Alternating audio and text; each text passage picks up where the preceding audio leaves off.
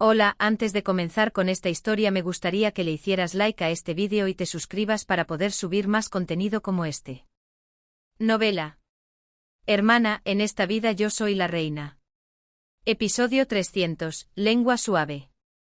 Ariadne, con un vestido azul violáceo, sonrió con las comisuras de los labios levantadas. Vaya, pensé que no habría público, así que hoy no me puse el corazón del mar azul. Si lo hubiera sabido, me lo habría puesto al cuello como si fuera una exhibición. Pero su figura era imponente incluso sin él. El sol del mediodía la iluminaba en la entrada del salón del almuerzo, y los bordados de hilos de oro y plata incrustados en el vestido azul violáceo emitían un resplandor deslumbrante. Era tan hermoso que algunas de las damas de la corte de Rubina, olvidando su posición, observaban atentamente el vestido de Ariadne. Ejem. Cuando la duquesa Rubina mostró su disgusto, una dama de cabello castaño, sentada junto a la duquesa con una silla vacía entre ellas, carraspeó ruidosamente. Esta dama, que ponía orden como una directora de orquesta, no era otra que la condesa Contarini, Isabella, que se agarraba el vientre hinchado de un embarazo avanzado. ¿Cómo es que ella está sentada allí? Ariadne pensó que Isabella era muy hábil. Isabella sería la persona que Rubina odiaría tanto como a ella. No fue ella quien le dio al hijo de Rubina la fama de un libertino que resonaba por todo el continente, y quien lo obligó a encerrarse en la propiedad de Pisano. Su hermanastra era muy hábil y tenía buen estómago. Isabella también pensó que tenía muy buen estómago.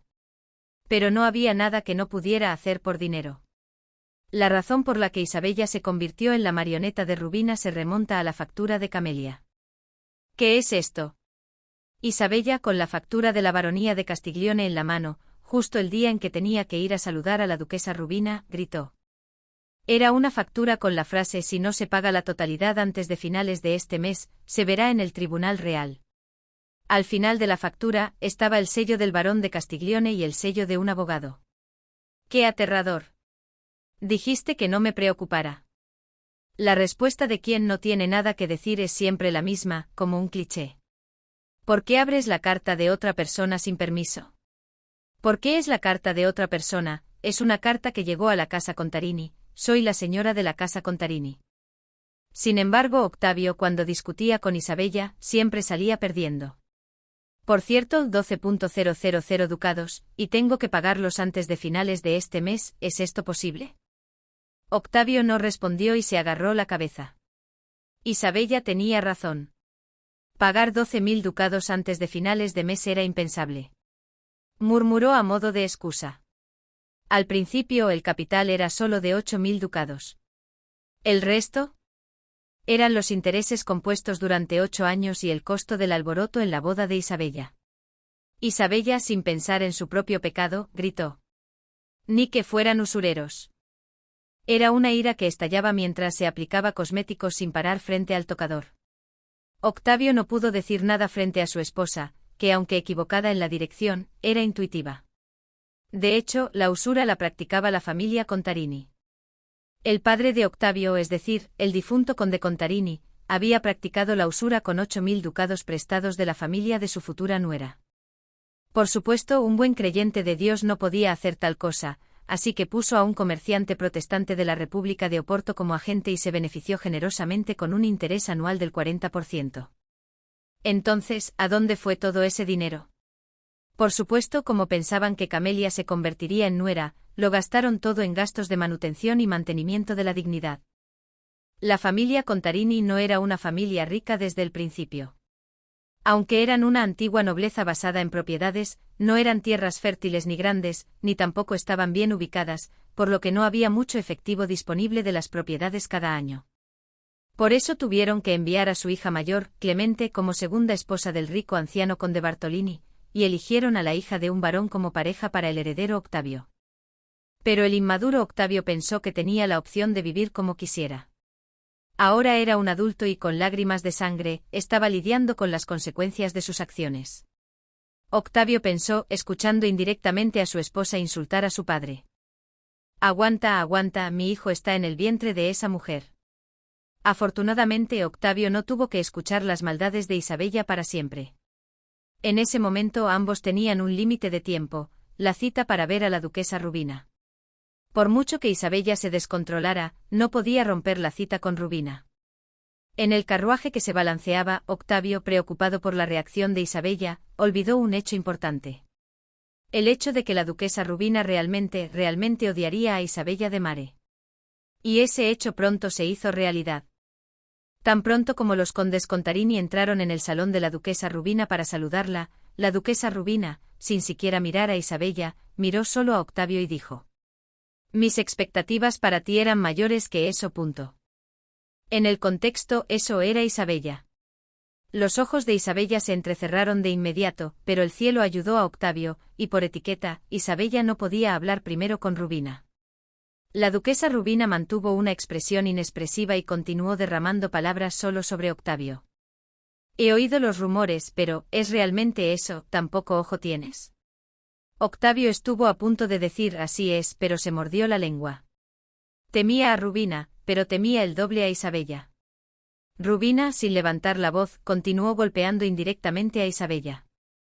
«He oído rumores de que podrías ir a la bancarrota». Octavio soltó una carcajada. «¿Ya se ha extendido el rumor tan lejos?». Isabella, con los labios apretados, pateó el talón del zapato de su marido, pero Octavio ya lo había admitido. Rubina examinó a Octavio con dureza. «Mis ojos llegan a todos los rincones de San Carlo. ¿Qué es esto de haber traído a la mujer equivocada?». Mientras Octavio dudaba, sin saber qué responder, la dama de compañía de la duquesa Rubina entró en la habitación. La duquesa se irritó. «Te dije que no entraras cuando tengo visitas». «Ah, es que la duquesa dijo que le avisara inmediatamente si pasaba algo». La dama de compañía le susurró al oído a la duquesa. La expresión de Rubina se frunció, y Octavio e Isabella la observaron tenso. Isabella, sin saber por qué, solo parpadeó sus hermosos ojos. Rubina continuó: «Tu hermana ha aceptado el puesto de chaperona de la princesa Bianca». Los ojos ardientes de la duquesa Rubina parecían querer devorar a Isabella. «¿Cómo es posible que dos hermanas sean tan descaradas y no sepan dónde están? ¿Recibieron educación de una loca?». La voz de la duquesa Rubina, que había sido baja, finalmente se llenó de irritación y comenzó a gruñir. En ese momento una voz dulce como la miel, en claro contraste, respondió: «Duquesa, no, majestad». Isabella miraba a Rubina con una sonrisa encantadora que incluso seducía a las mujeres. Era una sonrisa adorable que no se inmutaba ante los insultos a su madre. A cambio de escuchar las duras palabras de Rubina, Isabella, como condesa, había adquirido el derecho de hablar con Rubina, que ostentaba el título de duquesa. «Yo no me comporto mal como mi hermana. Por supuesto que rechacé la oferta de chaperona de la princesa Bianca que me llegó». Rubina rugió como un tigre. «Eso es algo que cualquier ser humano debería hacer, ¿y te jactas de ello?». Pero Isabella, sin inmutarse, replicó: «Ay, mi hermana es realmente una niña terrible. No conoce su lugar». Rubina miró fijamente a Isabella.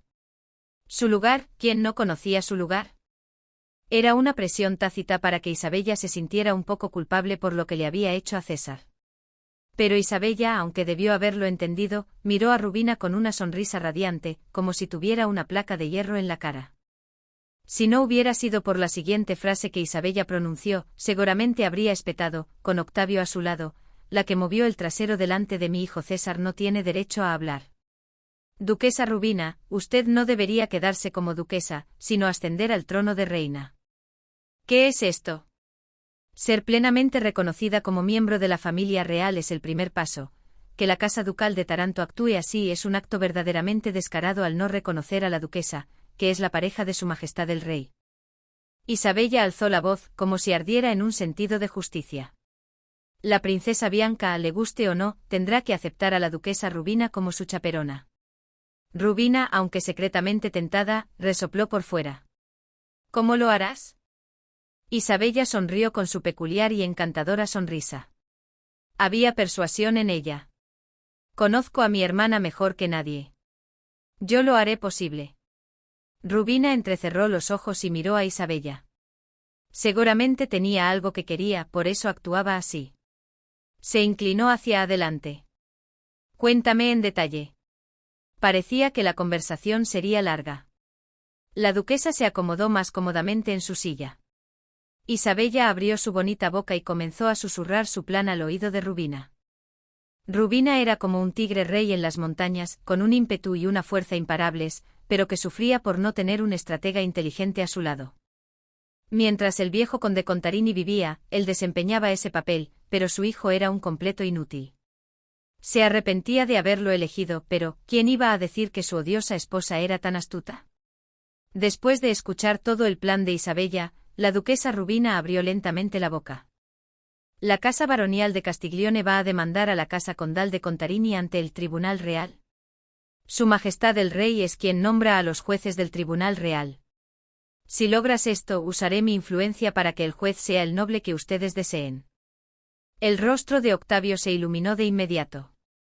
La familia Contarini había estado manejando un negocio de usura extremadamente seguro, por lo que la mayor parte del capital principal se había conservado. El problema era que no había forma de pagar los 4.000 ducados de intereses. En cuanto al capital principal, incluso si Octavio mismo fuera el juez, no habría forma de no pagarlo, pero los intereses podrían evitarse por completo si el juez dictaminaba de manera parcial. Se dice que siempre hay una salida, incluso si el cielo se cae. Instintivamente apretó la mano de su esposa. Cariño. Hoy, la cabeza de nuestra casa eres tú. Bien hecho. Ánimo. Debido a estas circunstancias, las damas reunidas en el almuerzo, que se habían convertido en la guardia personal de Rubina bajo la disciplina de Isabella, recuperaron la compostura. Aturdidas por la presencia de Ariadne, volvieron a concentrarse y se arreglaron. Y comenzaron a charlar entre ellas como si Ariadne nunca hubiera entrado. Era un movimiento como si hubiera sido acordado de antemano. Oh, así es como van a actuar. Ariadne soltó una risa hueca. Era una táctica mezquina, pero no podía evitar reconocerla.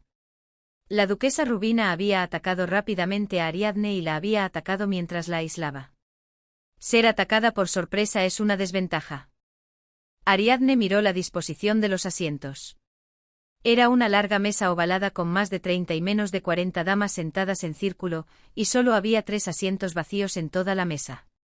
Hay algunas caras conocidas, pero no hay nadie a quien pueda llamar amigo. La peor estructura. Las caras conocidas eran solo personas que había visto de pasada en bailes. Si fuera humillada, la noticia se extendería rápidamente, pero no habría nadie que la ayudara. No se veía a nadie a quien pudiera pedirle un asiento al lado por amistad. TSK. Ariadne decidió pensar positivamente. Incluso si hubiera alguien así, pedirle ayuda solo significaría pedirle que fuera marginada con ella. Era mejor afrontar esta situación sola. Observó cuidadosamente la disposición de los asientos.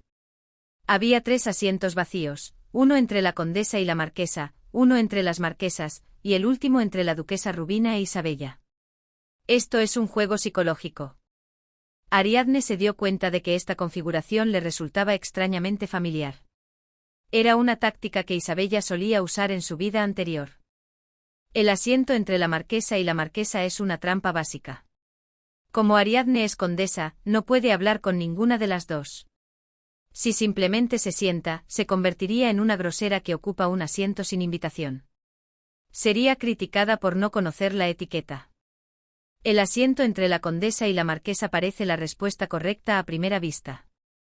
Pero la trampa era que la marquesa sentada allí, la marquesa Guatieri, era bastante cercana a la duquesa Rubina.